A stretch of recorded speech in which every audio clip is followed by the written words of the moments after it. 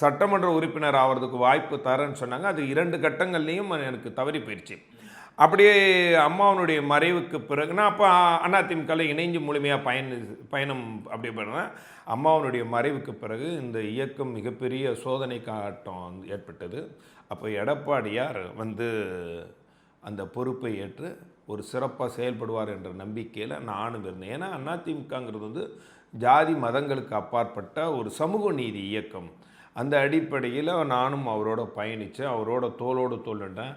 அவர் ஆட்சியில் இருக்கும்போது ஏற்பட்ட பல பிரச்சனைகள் எல்லாம் இந்த விவாதங்களில் நான் முன்னின்று அதையெல்லாம் சுமை தாங்கி அதற்கான சரியான பதிலும் கொடுத்துருக்கேன். அவரும் சொல்லியிருக்கிறாரு.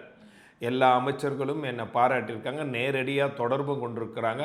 நான் விவாத களத்தில் பேசும்போதே எடப்பாடியார் எனக்கு ஃபோன் போட்டு இந்த பாயிண்ட்டை சொல்லு அப்படின்னு சொல்லுவார். அதுபோல் 4-5 முறை நடந்திருக்குது. அது மாதிரி சம்பவங்கள்லாம் நிறைய நடந்திருக்குது.